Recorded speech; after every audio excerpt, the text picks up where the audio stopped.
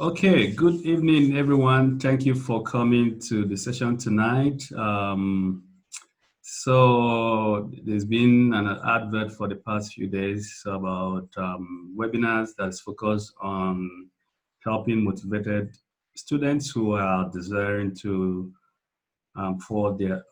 continue further their studies on scholarship or stuff like that. And we received lots of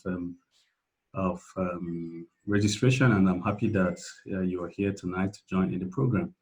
So there's going to be a 4-part series of this particular presentation, and then today will be the first, and then we'll move on from there to the rest of the presentations in the coming weeks.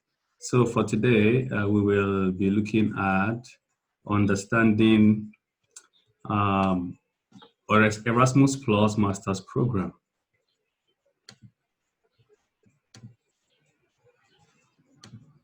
And so the overview of today's presentation will include looking at the reason why you should consider Europe for your studies. And then after that, we'll look at Erasmus Plus. And then after that, we'll look at Erasmus Mundus Joint Master's Degree Program. So for those who do not know me, my name is Ape Omede, and I am Nigerian, currently living in Spain. So currently I am a Marie Curie postdoctoral fellow at CHAGASC. CHAGASC is Irish Agriculture and Food Development Authority. And that's where I am currently working as a postdoctoral fellow under the Marie Curie Co-Fund Fellowship Program. And it's been a very wonderful experience and wonderful opportunity. One of my dreams growing up was to be a Marie Curie fellow, and I am very happy that I eventually succeeded in achieving that. And currently, I'm in Spain because I'm a visiting researcher at the University of Lyon here in Spain, where I'm carrying out part of my research project.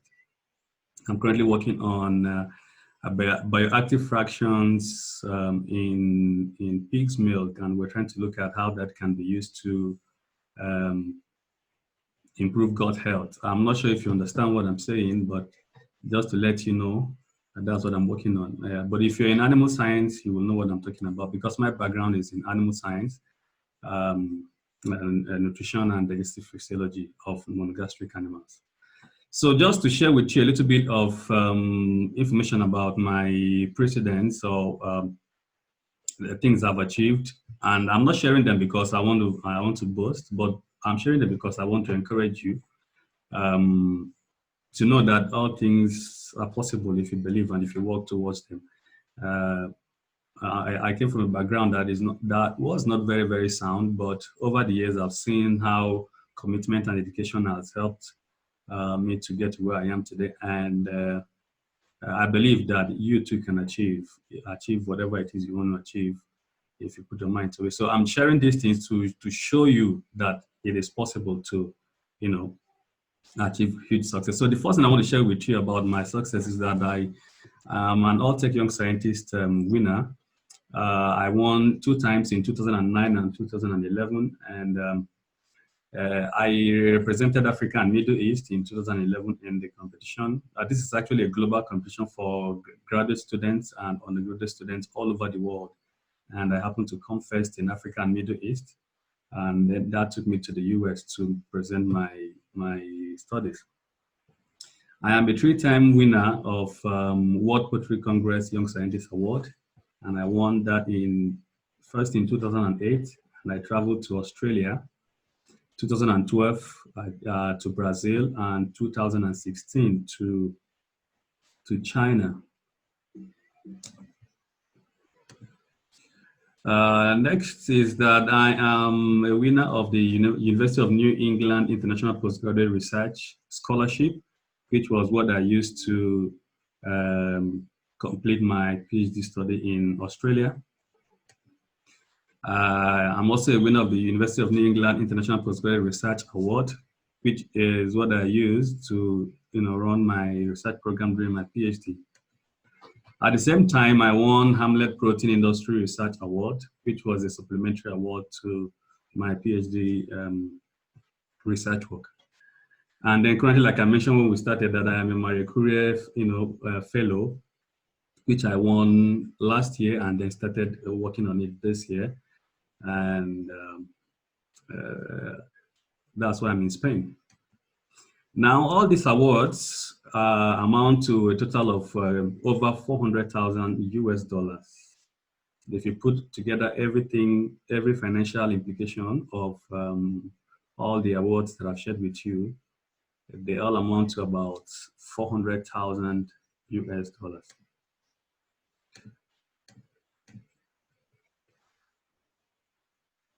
So, this is my family. I'm married and I have 4 kids, little girl, Caris, my boy, Joshua, and I have a set of twins called Zanetta and Zoe.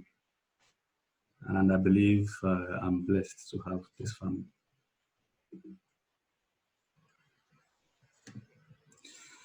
So I'm hosting this on the basis, on the auspices of Scholarship Mastery Academy. And at Scholarship Mastery Academy, our vision is to get students to become scholarship fit and scholarship ready. If I look back through my journey to where I am today, I know it's not an easy journey, and there's a lot of questions I asked, and I didn't really have answers to them because I didn't have anyone, and I tried to put myself in the same shoes, trying to think of what many people may be going through without someone to guide them and all that, being the major reason why people who are qualified, people who are eligible to secure a scholarship are not able to do it. I've seen and worked with a lot of first-class students. And at the end of the day, you realize that they are not scholarship fit and they are not scholarship ready. Why? Because securing a scholarship is not just about making a first class. There are a lot of things that come into play. So at Scholarship Mastery Academy, we try to help students to become fit and ready for scholarship. And we do it through, webinars like this, sharing scholarship opportunities, online course. We have an online course on scholarship, and we also do some coaching and some mentoring as well. So this is what we do basically at, the academy. So we now move into talking about the main topic of today, which is to, critically discuss the Erasmus Plus Masters program to understand it and how it works and all that. So my objective is that by the end of the presentation, you will be able to, go through the process of applying for this program and be successful at it, or at least to an extent understand it and be able to explain to someone or know how it works. So that is what I hope to achieve by the end of today's presentation. So why study in Europe? Number one, it gives you an opportunity to boost your career. The fact that you study abroad, gives you a lot of advantage over every other person who may not have that particular opportunity. We know that if you study outside the country, it means that you may likely be going to a university that is prestigious or is known for its international achievements and all that. And presenting that kind of certificate whenever you're looking for a job could be an opportunity for you to, to scale through. We all know what happens back in Nigeria, where people, you graduate and then someone comes back from the US or from UK competing for the same position with you, and they just tell you that because you are not a foreign graduate, you will not be able to offer you the job. We've seen situations where people who have foreign certificate are placed ahead of those who do not have. So this is one of the reasons why you should think of going to Europe to study. Secondly, in Europe, there are over 3,000 higher education institutions, that offer different programs across many disciplines that you can, choose from. So you don't have to hit your head on the wall trying to think of which university to go, because there are so many of them to choose from at any point in time. Funding, up till date, there are over 100,000 forms of scholarships and financial support, in Europe for international students who desire to study in Europe. So it's a lot of opportunity for international students. And if you're looking for opportunity, you should consider Europe as one of those places that you can head on to. There are places like Canada, Australia, and US. But if you put the whole scholarships in Australia and compare it to Europe, you know that there is no comparison at all. The same with Canada. The US is very good, but of course we know the competitiveness of funding in the US. International outlook is one of the reasons why you should consider going to Europe to study. You meet lots of people from different parts of the world. You learn languages, you learn new skills, cultural skills. You meet friends from all over the world. I mean, I've met people from different parts of the world, from my opportunity to study in Australia and then moving to Spain and then Ireland, and the opportunity that I've gained from traveling as well. I've met a lot of people, and that has shaped my mindset and my ideals, the way I see things and respond to them. So if you're really someone who desires to have an international outlook, you want to understand things beyond your environment or beyond your society, then studying abroad is one of the things you should consider, and definitely Europe should be in your list. World-class research and innovation environment is one of the reasons you should consider Europe as well. There are, a lot of places you can, if you look at what is happening in Europe in terms of research and innovation, you know that a lot of things are happening there. If I give an example with my organization, which is Chagask, the Irish organization, this is one of the largest research organizations in the world, ranking billions of euros every year for research and innovation. And I'm very excited to be part of it. All my life, I've never had an opportunity to work in an organization that has that degree of class in terms of research and innovation. And it's in Ireland, and I'm very, very excited to be part of it. So if you're looking for where you can learn new things, you can develop skills, you can develop expertise that can help you in your career or in your research, then you should think about Europe as an option. Low tuition fees. I don't know if you know it, but I lived in Australia, I studied in Australia, and I know that Australia is the costliest country. I don't know if the statistics has changed, but as when I was studying, and a few years after that, Australia was the costliest country to study for 3 to 4 consecutive years. And it's the same with the US, it's the same with Canada. These places are much more expensive to study compared to studying in Europe. So if you're someone who does not have a scholarship, maybe you're not able to secure a scholarship and you still desire to study abroad, you can think of going to Europe, and you may be able to raise some funds on your own and study because the tuition fees are quite low.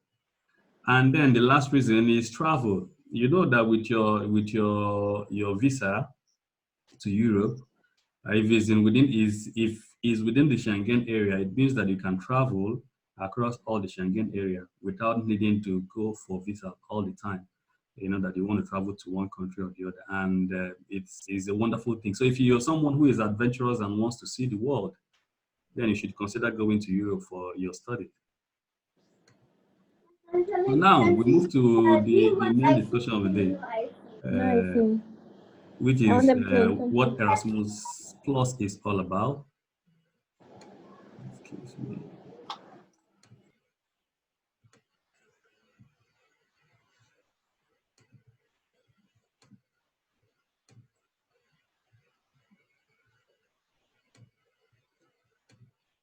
So the Erasmus Plus is an European Union program that is funded by the European Union Commission to support education and support training and youth development, as well as sports across Europe. So it's a program that combines a lot of things at the same time, and of which education is one of the major focus of the program. So it started in 2004 as Erasmus Mundus and ran between 2004 to 2013. And then in 2013, it was renewed. By 2014, it was renewed rather to run up until 2020 as Erasmus Plus. So actually, this year is the last. The funding available for Erasmus Plus will end in 2020, which is this year. But that doesn't mean that the opportunities are ending, because some of the calls for scholarship under the master's degree program will run into 2021, and possibly some of them may run into 2022 as well. So the fund is already available. The fund for the projects have been budgeted and is already available. But the point is that the funding will end in 2020 for this phase, and probably I think they will renew it. I don't know what they will call it, maybe to continue as Erasmus Plus as well or something else. But the point I'm trying to make is that is ending in 2020 does not mean that there are no opportunities for people to study in Europe in 2021 under this particular program, because the budget is already there on ground for the program to join the master's degree project. So the budget allocated to it is about 14.7 billion for 2004 to 2013. And then in this current period, the budget is about 16.45 billion. Now, the educational part, the educational aspect of the Erasmus Plus program is called Erasmus Mundus Joint Master's Degrees, EMJMD. So the master's program that we're talking about is this particular program, which is the Erasmus Mundus Joint Master's Degree Program. So the rest of our presentation will focus on the educational project of the Erasmus Plus program. So Erasmus Mundus Joint Master Degree Program. Now, this is one of the best scholarships you can ever get in life. I mean, it's prestigious because of where it is coming from. You can imagine the European Union Commission funding you, sponsoring you. For me, as a Marie Curie Fellow, I am also sponsored by European Commission. So it gives me a kind of a sense of feeling that somebody or an organization as big as the European Commission or the European Union knows about me. And that is something I cannot just just put aside for anything else. So the prestigiousness of the program makes it very, very attractive. It is well integrated and involves a lot of international connection across Europe. And so that means that the program is a jointly delivered program by what is called a consortium. So a consortium of higher education institutions across Europe and partner countries. And what that means is that a lot of universities, not just universities, research institutes, research organizations, NGOs, companies, civil societies and all that, they come together and then they propose a research program, under a particular name.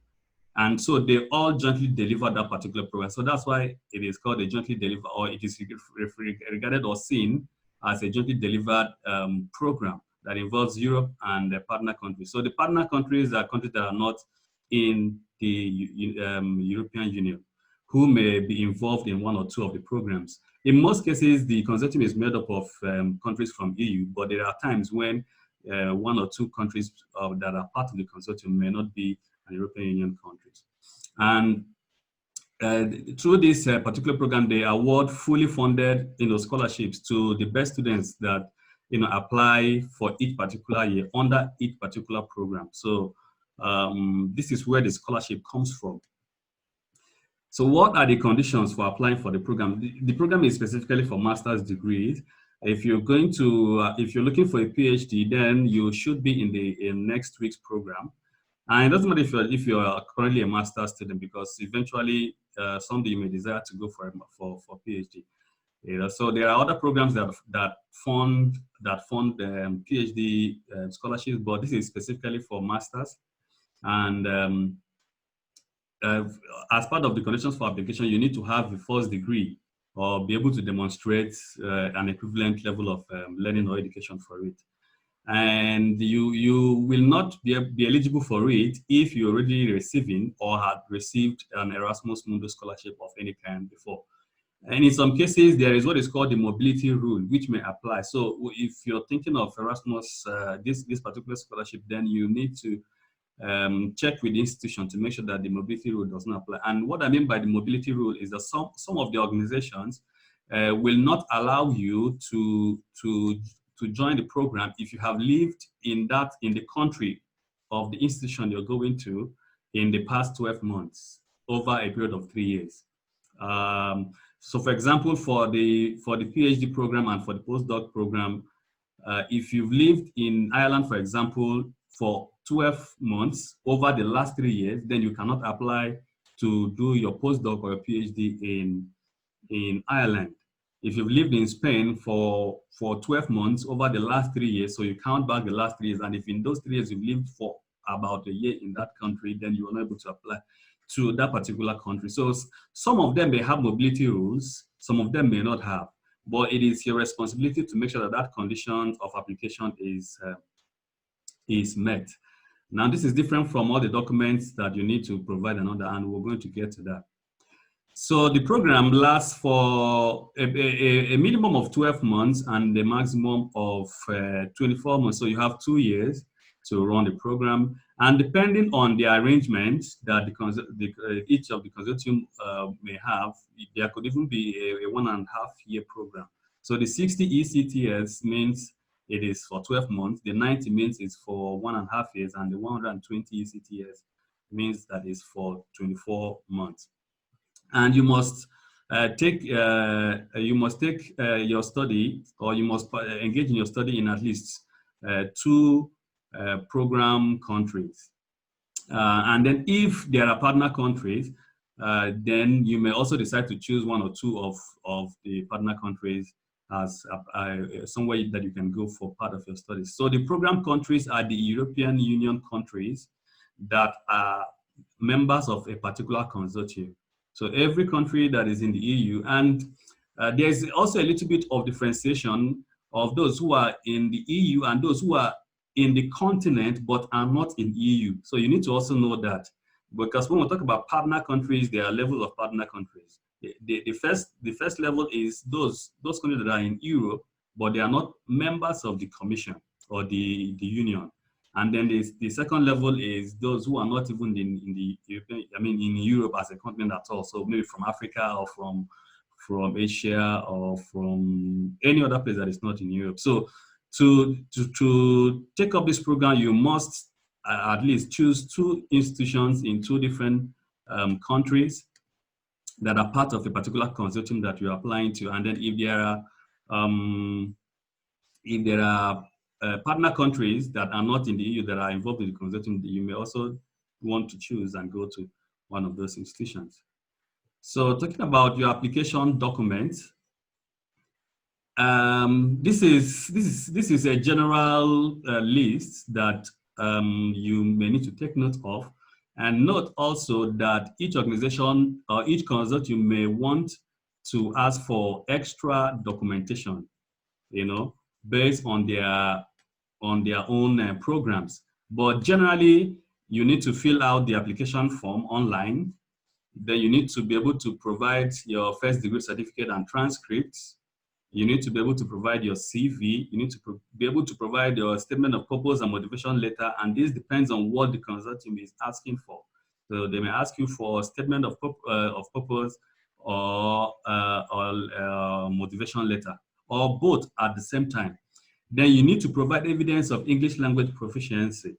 Now, with the English language proficiency, you may be able to many years ago, I don't know, currently now things are becoming very, very competitive, but there are some cases where you may be able to get away with what is called the letter of English language proficiency, which you can get from your university and present to them to indicate that you have good knowledge and use of English language because you studied in English, and the language of business in Nigeria is English. But the problem with that making it not being sufficient is that you will be competing with several other students all over the world who will go and sit for IELTS and score very high. And so that may make the consortium or whatever institution you're applying to consider them before you. So even if you have your letter of English language proficiency from your university, it is quite advisable to make sure that you sit for this exam and have it at hand in case if they ask for it. You need referee reports. You need a report from people who know you, either your head of department or your supervisor during your first degree, someone who knows you very well and can write good reference for you to write a reference letter for you. And the report may be 2 or 3, depending on what the consortium or whatever institution you are applying to will ask for it. And of course, you cannot travel if you don't have an international passport. And this is one sometimes I hear people talk about, I want to travel abroad, I want to go I want to study abroad and all that. And ask them, do you have an international passport? They will say, no, I don't have an international passport. When I get the scholarship or when I get the admission, then I'll start processing my international passport. And I tell them, you are not serious. You are not ready. I got my first international passport as an NYSC student. NYSC participant rather, not a student. And that was, years back, several years before I got my first scholarship, some years, about 2 or 3 years before I started traveling and all that. But because I had in mind that this is what I wanted to do with my life, this is what I want to achieve with my life, I had my international passport ready even before things started happening for me. So you need that. Don't wait until you get the scholarship or get the admission before you can now start processing. As a matter of fact, they need this in the process of your application. Because of the structure of those countries, the program countries, the partner countries, and the levels of the partner country, like I just mentioned, they need to confirm your citizenship. Proof of residence, you need to provide an evidence that you're living in a particular country that you have claimed you're living in.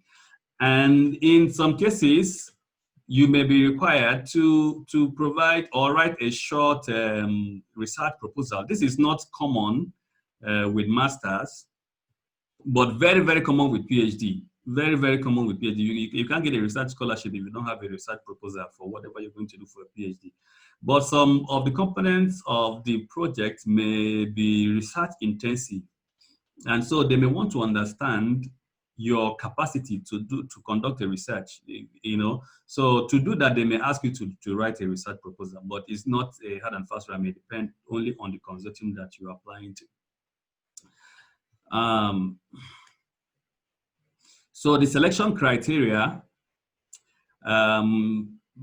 this is a general list of what the selection criteria looks like, and each consortium may have an extra requirement of what they need and all that. But generally, you should be looking at academic excellence and suitability.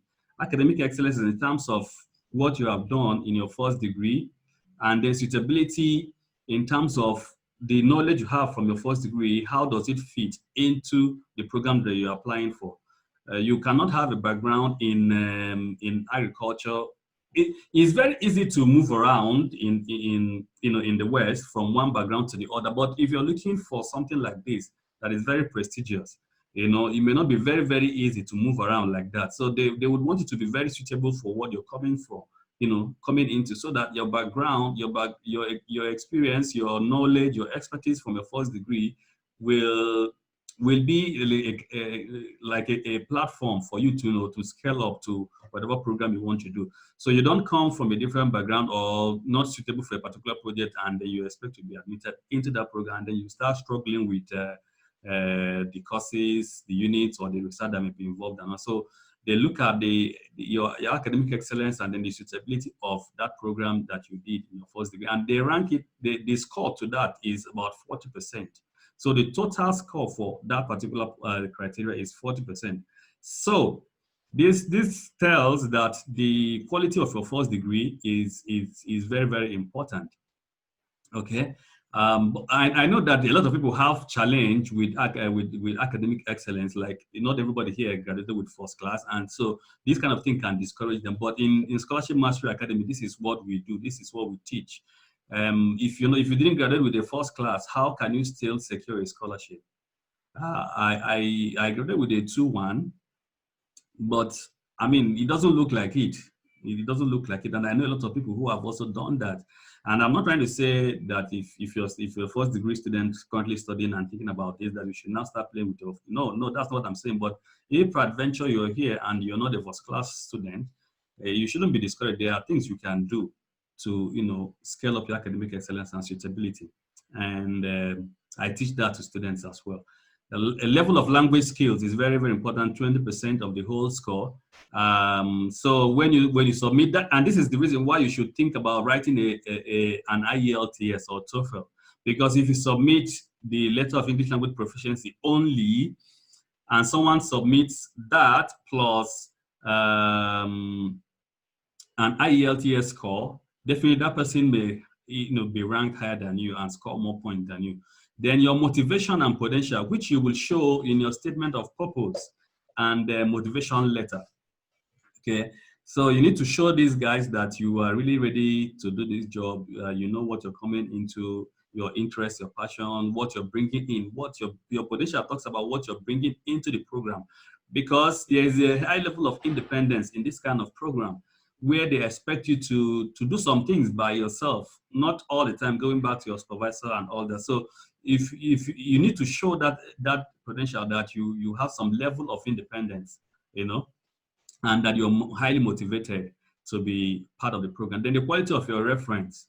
You don't go and pick anybody to write a reference for you. You need to, pick someone that knows you, understands you, and is supportive of your vision, your dream to study abroad or to get a scholarship. So when you're looking for a referee, have it at the back of your mind that whoever is going to write your reference letter for you is going to determine whether you're going to score the total of that 20 points or not. So it's very, very important. And then eventually, when they rank everybody, the best ranked students will now be invited for an interview. So the program also involves the mobility, like we mentioned at the beginning, that you must choose at least 2 institutions for your program. And I think a maximum of 4. I'm not too sure anymore, but I think it's a maximum of 4. So when you're applying for the program, you have to move around the partners of the consortium in that particular consortium. So sometimes it could be just 3 partners. So in that case, you don't need to choose 4. You choose 2 or maximum of 3. Sometimes it could be 6 partners.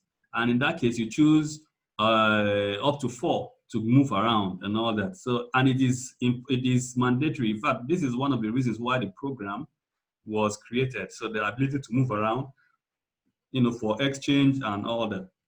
And then you can only apply to 3 programs within the project year. So what I mean by 3 programs is 3 consortia at a particular point in time. So I think I will explain further what that means, because I plan to do a demo to show you how to go about this. So when we get to that, I will let you know. So, but you can only apply for 3 programs in each year, and not more than that.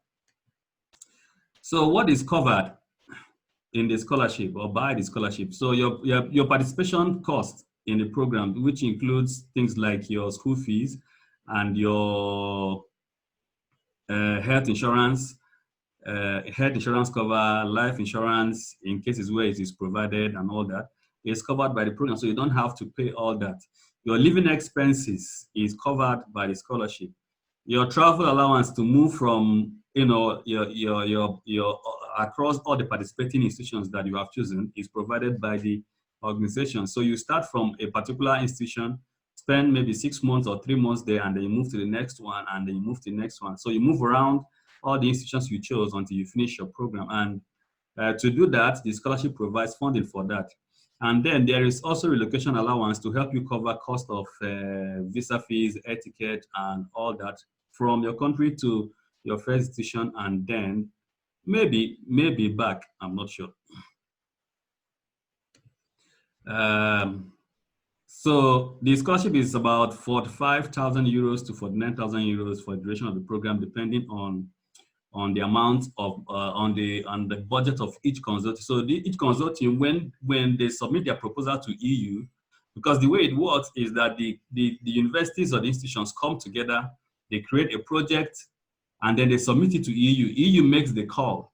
So the consortium is formed, they develop a proposal, and then they submit. And with that submission is a budget. So they have a budget in it, and that budget will determine what you will get at the end of the day. But generally, it's within this range. And about 15 scholarships are given for each consortium. So each consortium will pick 15 candidates for each year across the number of years the project will last. So basically 2 years. 2 years for each set, they will pick 15 for those 2 years. And then when those ones are done, the next group that is coming, 15 again, until the project is completed. Sometimes the project may last for 4 years, sometimes the project may last for 5 years, and all that. So if it's a project that lasts for 4 years, that's 15 times 4. If it's a program that lasts for 5 years, that's 15 times 5. So each year, 15 students per consortium, and it just keeps going on like that. And about 75% of all funding goes to applicants from partner countries. And remember, we said that partner countries are those countries that are not from the EU, or maybe in the continent, but not members of the Commission. So that shows you that there is a lot of opportunity for students who are not from Europe to benefit from this particular program. 75% of all the awards go to people who are not from the Commission. That makes a lot of sense to me. And I included this chart to show you how Nigeria, okay, so something has happened. I think the font here is a little bit bigger than I expected. It wasn't like this when I finished it. Anyway, so this shows us the African, Caribbean, and Pacific countries that have participated in the program from 2014 to 2019. And the main point I want to make is that when you look at this, you will see that Nigeria, I don't know the reason why Ethiopians have 32.2 of all the awards from 2014 to 2019. I'm not sure what the reason is, but Nigeria is coming second with 15.1, with just 0.1 above Ghana, and then you see the rest of the countries there. And this 15.1 is equal to 129 scholars so far. 129 scholars. So it means 129 Nigerians have won this scholarship between 2014 to 2019. I need to go back to that. In 2019, 44 students won the scholarship from Nigeria. And in 2020, 88 students from Nigeria won the scholarship. And I'm very proud that one of my students happened to be one of the winners this year. Very, very brilliant student, hardworking student. And I'm so proud of him and happy for him. I think he is here with us tonight. So 88 people won this year. So maybe you can be in the number next year. I don't know. It depends on what you want and how hard you work. But I'm showing you this, that there is progress, and Nigerians are beginning to create opportunity for themselves with this particular scholarship.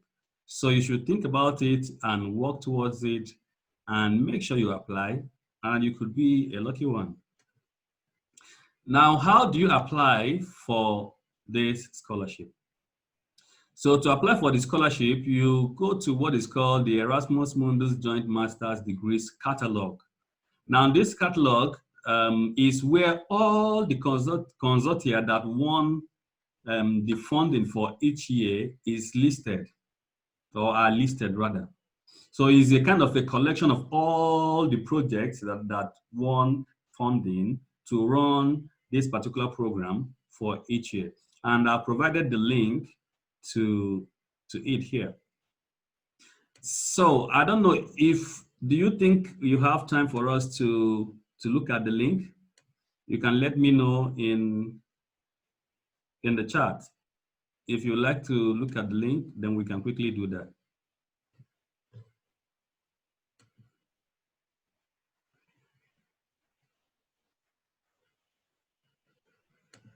Okay. Thank you. So everything I've been saying may be sounding like magic to you if you've not gone through this before. But for those who have gone through it, it may not be magic to them. So I will switch off from this. We'll go to the website. I'll show you a few things, and then we will come back and finish off.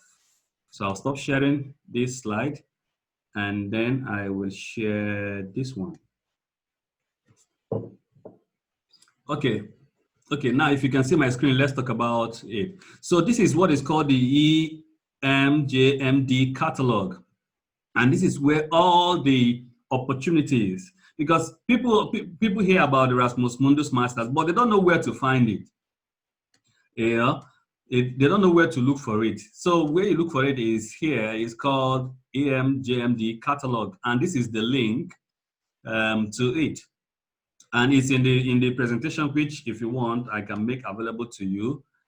So when you go to that link, or this link that I'm looking at now, this is what you will see. And then when you scroll, there a little bit information about scholarship available for the year 2020-2021, and this is updated every time that new consortia are approved by the European Union. So the list keeps growing and growing, and then so whenever a consortium finishes its project, it is removed from the list and the new ones are added and all that. And you can do a simple search for whatever it is you want to apply for. So you have a field of studies section, you have a country section, you have universities, you have years of intake you're looking at, you have the ECTS credit you're looking at. So this means, are you looking for a 1-year program or a 1.5-year program or a 2 years program? And this is year of the project selection. So which year the project was approved by the EU, so this is what they use to search. And for me, I don't really use this. I don't really use it because the titles of each consortium is clear, is straightforward, that you will understand if it falls into your area of interest, into your field of study and all that. But if you want to do, you can go down. So everything that has to do with chemistry is you choose this: economic science, environmental and geosciences, information science and engineering, life sciences. So things like agriculture is in life sciences, mathematics, physics, and social sciences and humanities. And then you see all the countries. So these are the countries that maybe that are involved in the consortium. And these are the universities in Europe, of course, and the other parts of the world as well.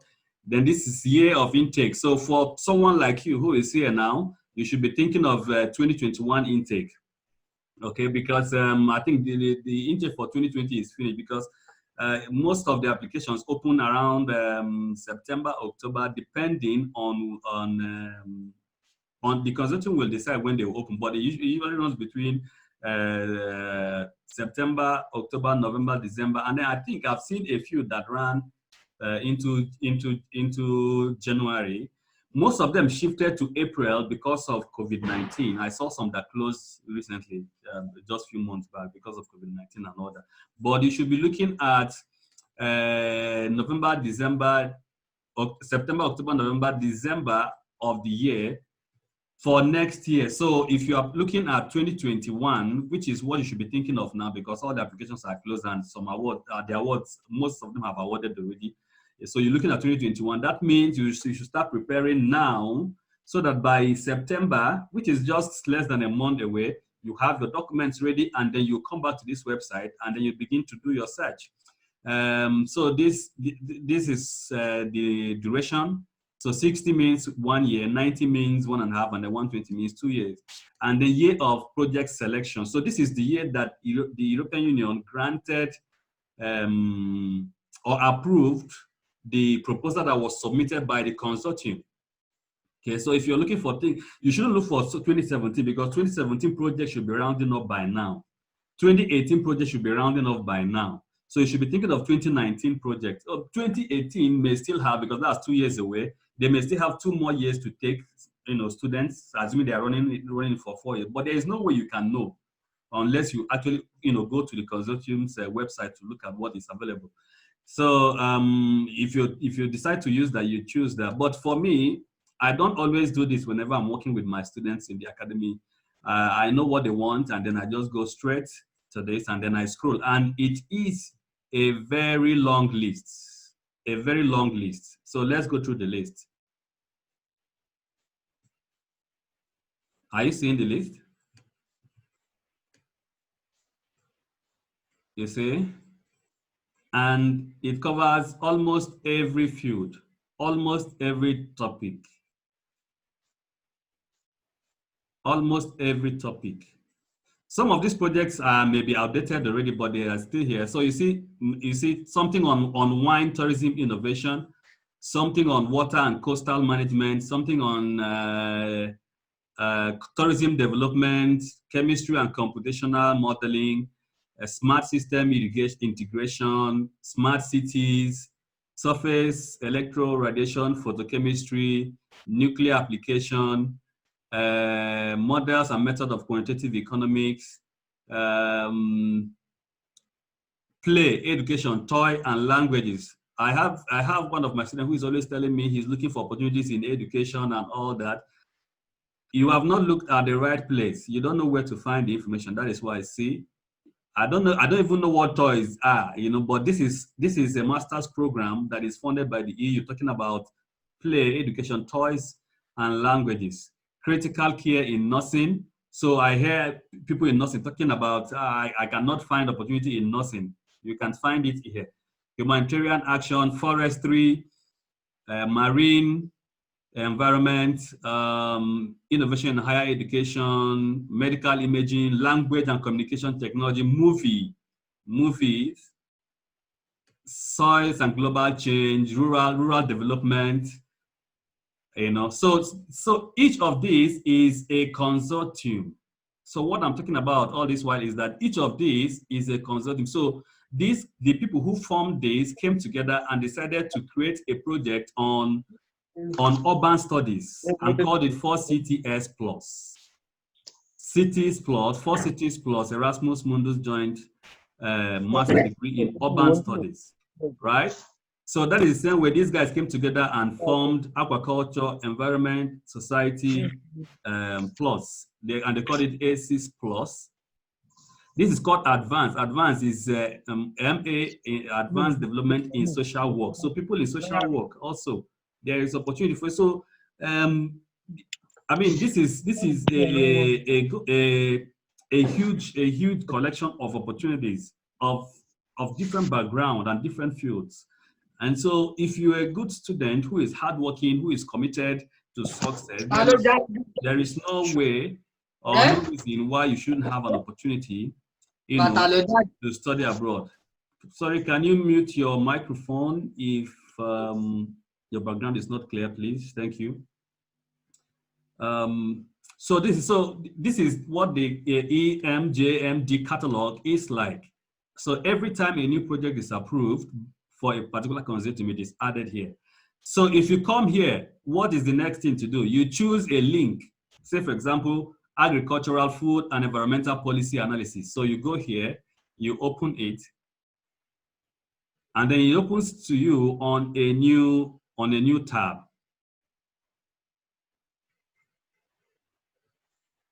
Is everyone understanding me? If you're understanding me, please let me know in the comments so that I'll be sure that we're all on the same page. Okay, so from the catalog, we chose one consortium to look at, and that consortium is agricultural, food, and environmental policy analysis. So here is where you will now see all the organizations that are involved in the consortium or in the project. So we have 4 participating countries. We have, I don't know, this looks like Germany. This looks like Sweden or Belgium. This looks like France, Italy, and maybe this is Belgium, I don't know. So these are the countries there are 4 countries that are involved. So that means that you can go to these 4 countries, a minimum of 2 or all of them. And here is the coordinator of the project. So this is the organization that is leading the project. And then here are other organizations that are involved in the project. And if you want to know what the organization is all about, you click on it and then you go into it. I don't want to go, you can try that on your own later on. So you go here, this is Germany, you go to this university in Bonn, you open it and you look at the university and then you decide, okay, I think they have, why you're doing that is so that you look at what program they have. You know, does it fit your first degree properly? Is it area that you're interested in? You look at the supervisors. Also, these are some of the other things that we teach in Scholarship Mastery Academy. We may not have time for it here. So, but you open, you go through the university, you go to the department, look at the professors and all that, and then you decide, okay, I would like to go to this institution as one of my hosts. Then you do the same for the rest of the partners, and then you choose the universities you want. But before you even do that, you need to look at the website of the project, because if you look at this now, there is nowhere you can apply, right? There is no link to apply. There's no information on how to apply and all that. So it looks confusing. So what you need to do is to look for the website of the project. And for this particular project, this is the amount of money that they have for this project. You know, this is 3.6 million euros, I think. And then this is the link to the project. So you click on it, you right click, open in a new tab, or anyhow you use your internet. So it opens for us here.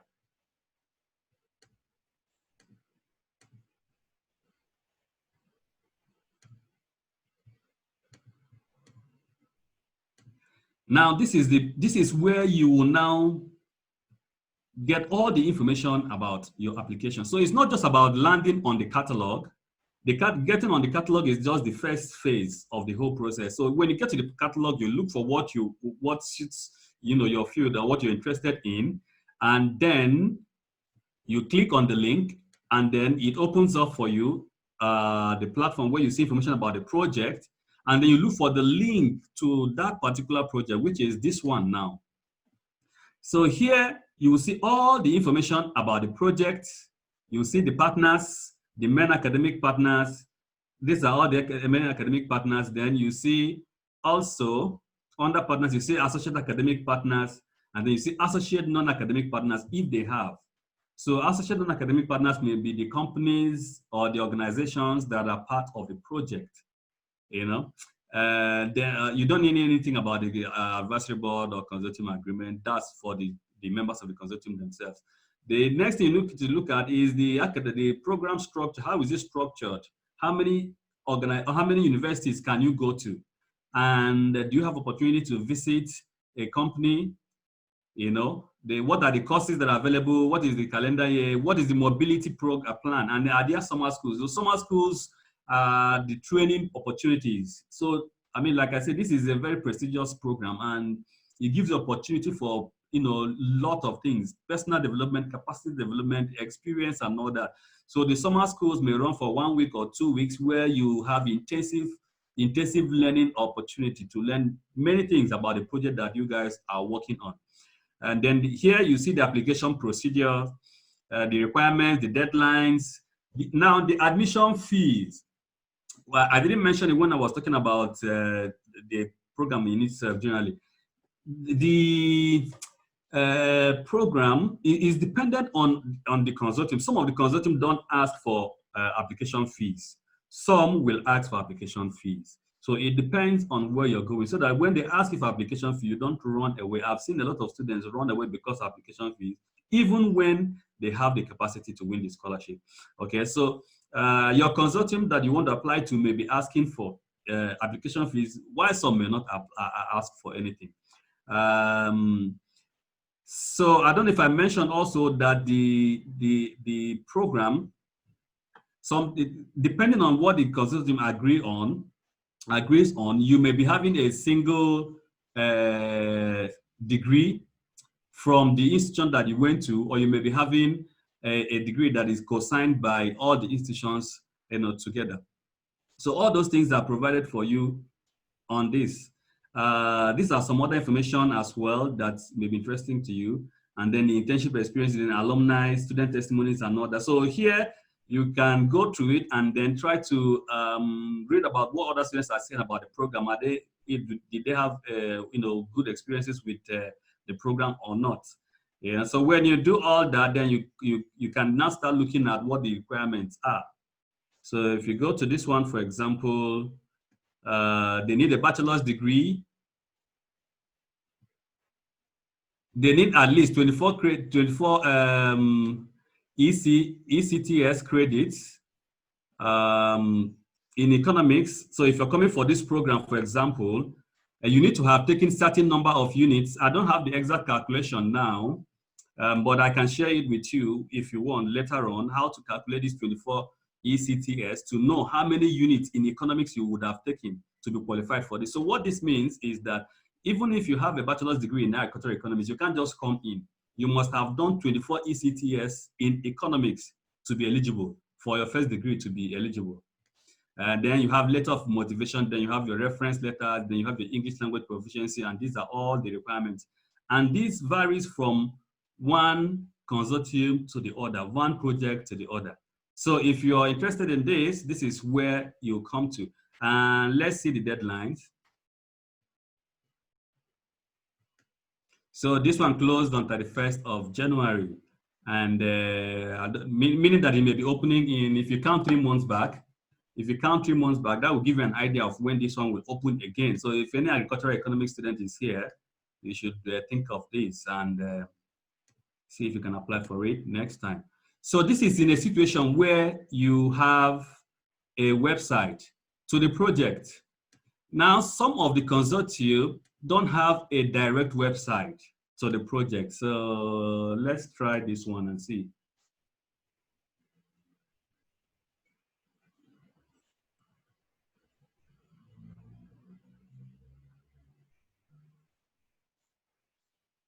Now I have put on a poll for you guys. If you can help me fill out the poll, it will be very helpful to me to know what are important to you, and that will help to structure subsequent programs or webinars that I'll be holding. So do your best to help me fill out that. Now, so let's go back to the catalog. So from the catalog, we have chosen Big Data Management and Analytics. Now, this project has 6 partners, and these are the partners. It is being led by Universiteit Libre de something in Belgium, I think. And then these are other partners in the project. This project is about 4.4 million euros. So like you remember, I told you that the range of the fees is between 45 to 49. So it's all dependent on the budgets that they submitted to EU when they were applying. Okay, so I will assume, I don't know whether this is because they have more consortium, which will be the reason, but you can see that they have more budget than the first one we looked at. But then one thing with this one is that there is no website to their project. Can you see that there is no website to their project? So if I am someone who is interested in big data management and analytics, and I'm interested in this one, and I want to apply to this project, how do I go about it? This is where Google becomes your friend. So what you do is you pick this, you copy it, you open a new tab, you take it to a new tab, rather. So this is blocking my...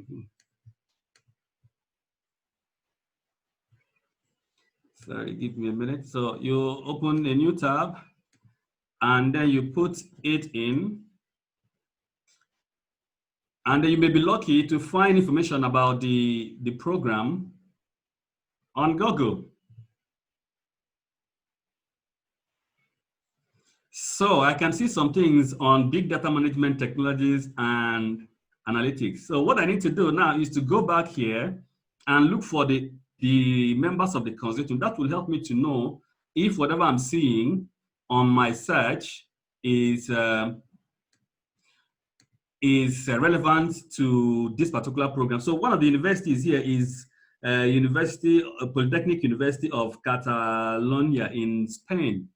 So if you go back here, you may see this is UPC, and if you read through, you will see that this is the university, and definitely this must be that particular project, because I'm seeing Universidad Politècnica de Catalunya in my list of results from my search. And then if I scroll down again, I see another one, Erasmus Mundus Big Data Management Analytics from UPC again, Spain. So now what I need to do is to click on one of these and try to see if I can find information about the project, on how to apply and what is required. So let's quickly check this and see what we can find.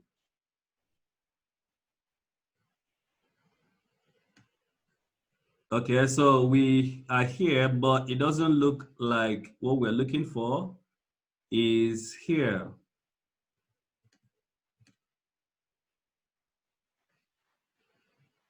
So this is just information about what is involved, what you learn from it. But okay, so this one says master big data. So we go to it and see if it will give us the information we're looking for.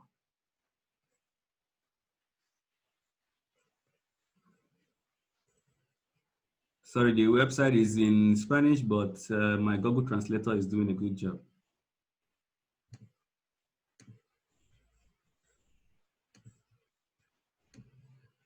So we scroll down. Okay, so we are not really finding what we are looking for.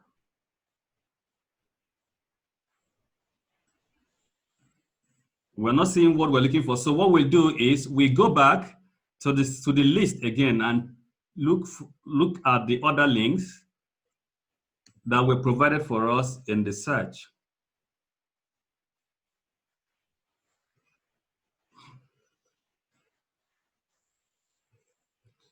So maybe this one that says Erasmus Mundus Big Data Management, we will try it and see what is there. So as a student who is looking for opportunity, you have to be very, very patient.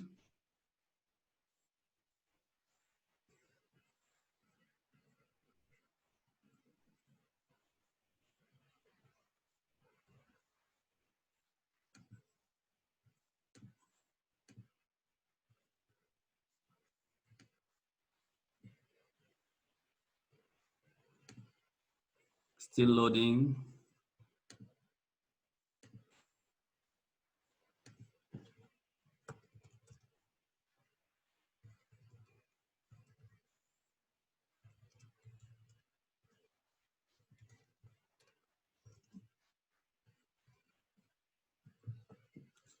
So here we have some information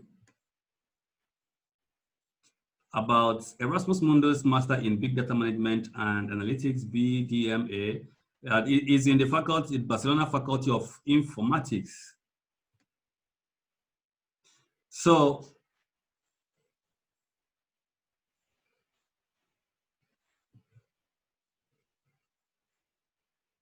now we have seen where there's some information about it here. So what we do is we try to look at the links that are provided in the writings here, or on this particular link. So one of them is this one, and then this another one as well. But this link, this would take us to, let me see, France.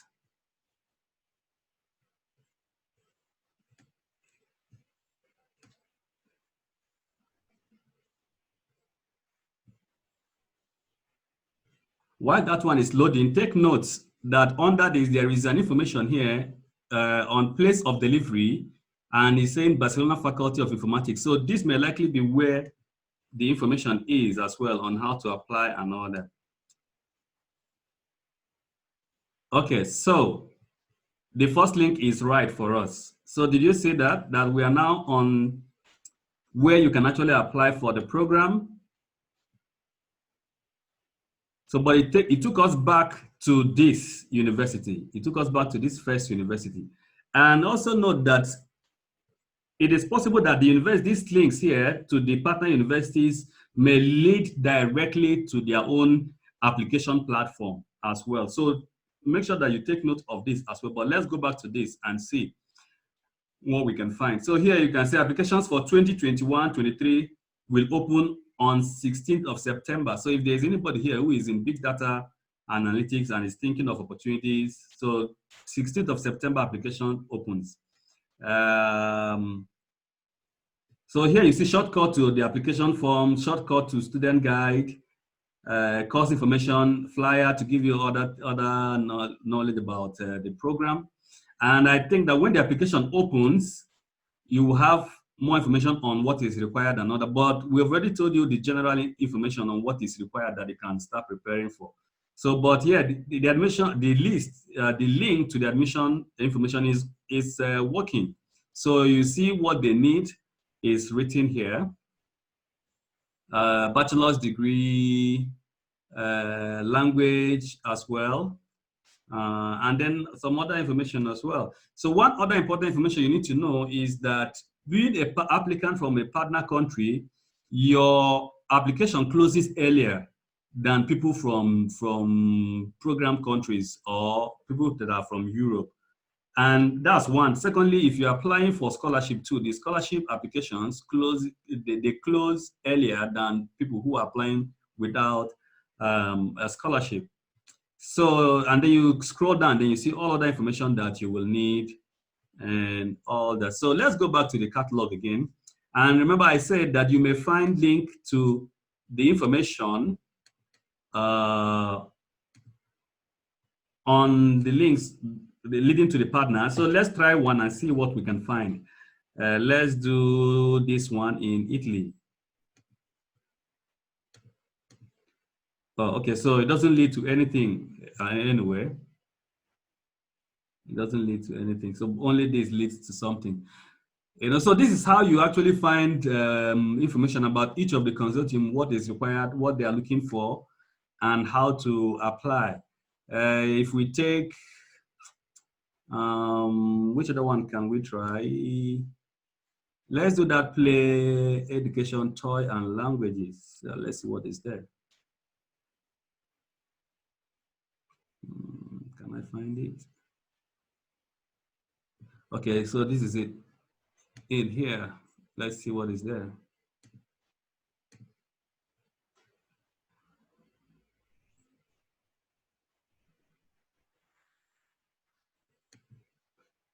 So this one has 3 partners: Spain, which country is this? Lisbon, Portugal, and this looks like Turkey. I'm not sure. So, but this has three institutions that are involved in it, and the leader of the program is the University of Cordoba, and they have a link. They have 3.1 million euros for their project, and they have a direct link to their project. So you click on it, it takes you to their project. And you can actually read the summary to see what it's all about, to know if it is something you are interested in or not, but here we are. So important notice, COVID-19, blah, blah, blah. So I close that. And this is their website if you are someone who is interested in education. And it says, this is Erasmus Mundus master's program that boosts the power of play and toys for learning and development in 21st century early childhood education. So then here you see the consortium partners, you see the associate partners, learning objectives, student participation cost, and then scholarship information. So here is where you go to read about how to apply for scholarship and all that. Then here you have admissions, the criteria and requirement, the process, the dates, and all that. So let's see when this is closing.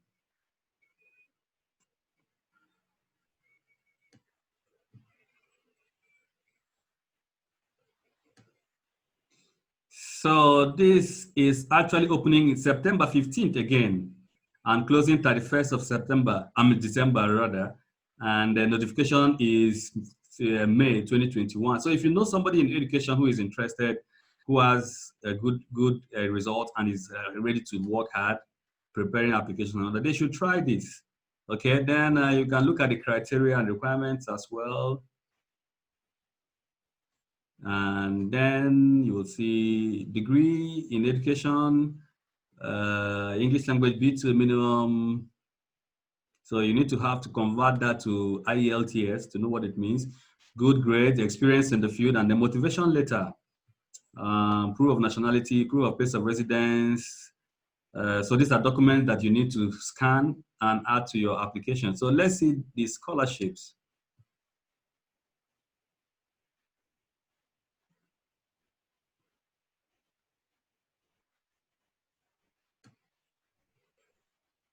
So this is information about what is available to people who eventually win the scholarship, what they are going to receive, and all that throughout the program. So all this information are made available for you on the platform. So is this clear enough so that I can stop sharing and go back to the my presentation? Let me know in the comment if it's clear enough.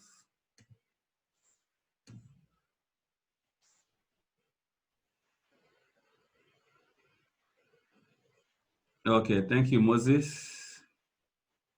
Thank you, Ambella. Thank you, Solomon. Thank you, Aderonke. Yeah, so that is all about how the catalog works and how to go to each consortium and find information about the scholarship and then go ahead to apply. Remember, you go to the catalog, you go to the link, you go to the link of each consortium, and then the link will show you the website to the consortium. You go to that. But if it doesn't have, just copy and paste the title of the project and put Erasmus Mundus in front or back of it, and then go through all the results that Google will provide to you, and hopefully you will find what you're looking for. So I'll stop sharing this and then I'll go back to my slide. Okay, so that's all about the demo, and I think basically that is all that you need to understand. The most important things that you will need to understand about the Erasmus Mundus Plus Masters program. So now we will go to questions, and if you have any question, let's now interact. In the next, how many minutes? Let's say in the next 15 to 20 minutes, if we have questions. So if you have any question, let's talk about your questions. And the way we're going to do it is you can type it in the comment.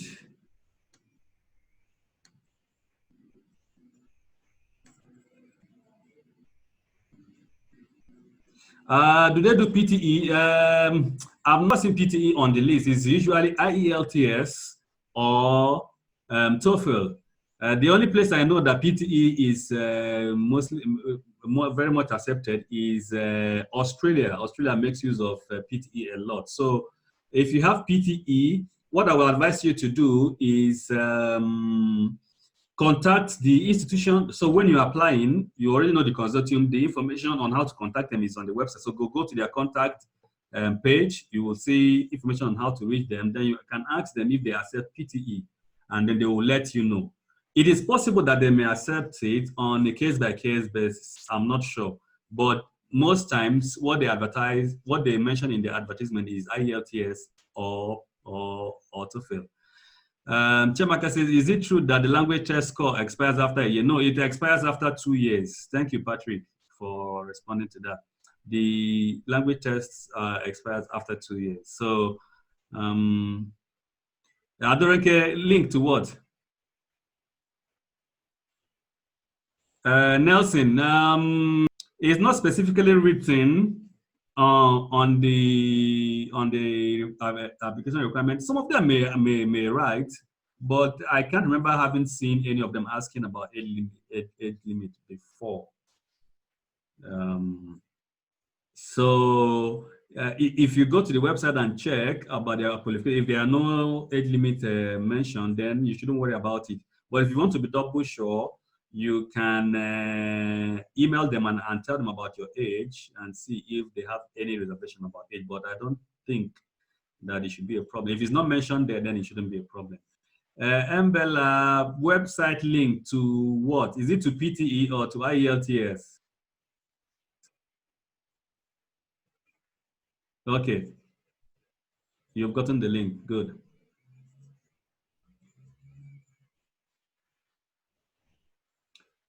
Thank you very much, sir, for your wonderful presentation. I do appreciate. Firstly, is there a different format of writing motivation letter for scholarships? I've received a quite number of admission without a scholarship, even though I applied to the program with the scholarships. Number one, I'm very certain you need CTS calculation. Okay, so you can send me, you have my email, I believe, or email to Scholarship Master Academy. You can send me an email, and I will share with you how to make it. I can't remember offhand now because it has to do with units and particular. Chagro, do you remember how to calculate ECTS? Number three, does the scholarship cover the full course duration? So number one, your motivation letter is they are not hard and fast that you need to have an order that is coherent. You know, introducing yourself, talking about introducing yourself, talking about your background, your experiences, your knowledge, what drives you, what you want to achieve, and all that. So there's no hard and fast rule on the format, but the thing is that you need to know what you want to say. One advice I give to students when they're writing their motivation letter is to look at the program, the scholarship you're applying to. When you look at the scholarship you're applying to, you will see what they need. They will tell you, we want students who is motivated about this, or that. We want student who is driven about this and this and that. We want student who you know, they give you the expo, like we call it in Nigeria, in the call for application. So that is what you will follow while developing your motivation letter. You know, so look at the project that you're applying to, and then from there you can, you know, start working on your motivation letter. But make sure that you tell the story that are real and relevant to the program. Does the scholarship cover full course duration? Yes, it covers everything for the 2 years.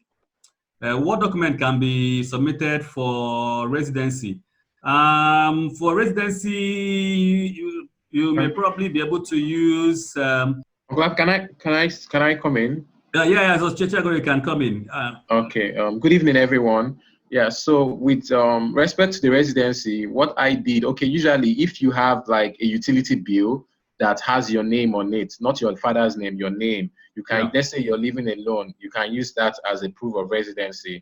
Alternatively, because I was living with someone, what I did was I had to prepare an affidavit. So I just went to a court. I swore an affidavit stating that, okay, this is where I stay and I've lived here for a period, I think about 5 years. Yeah, I've been living here for a period of 5 years. And so that was what I used and it was accepted.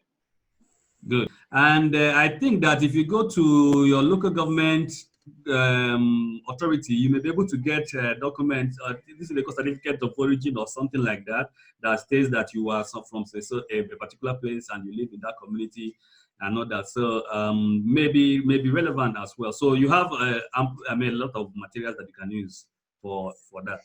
Mr. Elliott, you can have an ELTS course for free? Yes. So when I took my ELTS, I actually did through I did my training or rehearsals through I think Coursera. So there are free programs. There are free programs that you can use to. But there are a lot of places where YouTube. I used both YouTube and Coursera to do my training for ELTS, and it was successful. Anyway, but not for admission. It was for something else. Anyway. Because when I got my admission to University of New England, they weren't asking for ELTS. Basically, some countries don't ask ELTS from Nigerians. But it's good to have it as a second backup so I don't run into problem. I have been applying for years now and was even nominated for reserve last year. I will really need your support. Send us an email and we'll take it from there, Mr. Peter. Obinna, how does one get proof of residency? We have already answered that already, Mr. Obinna. We already answered that. So, Peter, what happens is that when you're on the reserve list, you should be praying that somebody will reject the scholarship, or somebody will get a better scholarship and then reject the offer, so that they will pick you up. Because if you're on the reserve list, it means that there's a very little chance to get back on it, you know. So, but you should try again, and then we can talk in private. Any other question? Should I write you, Mr. Peter? I think you should have my email, or just go through the materials that the advert was on. You should be able to find a way to get in touch with me. Okay, so looks like we don't have any more questions about this program, so we'll go ahead and finish up the presentation. So upcoming webinars, sessions, next week I'll be talking about my career fellowship for PhD students and postdoc.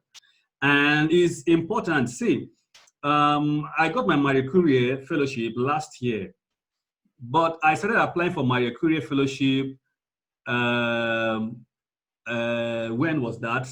Far back, immediately after my master's, because I wanted to do Marie Curie fellowship for my PhD. I get a fellowship from for my PhD under Marie Curie, but I was not successful. I kept trying and kept trying and kept trying, and it didn't work. Eventually, what I got was an Australian government scholarship. But I kept when I finished my PhD, I said, okay, I will continue pursuing Marie Curie fellowship because of the prestigious nature of the program, and eventually I got it. So what I'm trying to say is this: you don't say, okay, I'm a master's student, so I may not need any information about PhD for now and all that. I will encourage you to participate in that session as well if you can. Then a week after that, I will be showing you how to use social media to find scholarship. And then on the 29th of August, we'll be discussing connecting with the potential supervisor. So this is more or less like a series that builds on the next one. So now that you know how you understand Marie Curie fellowship, you understand Erasmus Plus fellowship, scholarship, you need to understand how you can use social media to find other kind of scholarship, or even find, for example, this Marie Curie fellowship for PhDs are all on social media. You need to know how to find it, and I'm going to show you 1 or 2 tricks on how to go about it in that session. Then, when you now find a very relevant opportunity, how do you connect with someone to become a potential supervisor? That's what I'll be looking at on the 29th. So I will encourage you, if you're in this session, to try and join the program, the rest of the programs. So I share tips and tricks once in a while about scholarships and all that online. And I also thank everybody who is doing the same thing to help students to achieve with their dream to gain scholarship. So if you want, you can look for Scholarship Mastery Academy on Facebook, on Instagram, on Twitter, and you can just follow us. The number on the advert is a WhatsApp number. You can use it to reach us. And then in the email I sent out, there is a link to our Telegram group. So some of the time, some information comes to me and I just want to share it quickly. And that I can do in the Telegram group. Or on Facebook or on Twitter or LinkedIn may take a little bit of time to do that. So if you are able to follow us on these platforms, then it will be good. So this is the email, different from the one you received a notification for, but easily accessible on this one. And this WhatsApp number as well can be contacted. So if you want, you can take them down and then you can get in touch. So if a lot of things have been said and we were just rushing them, and there are things that I cannot say here. So if you need any form of coaching or consultation on preparing documents or applying for this, just feel free to contact me, like I said, and we can discuss that. So thank you very much for joining, and I will see you next week.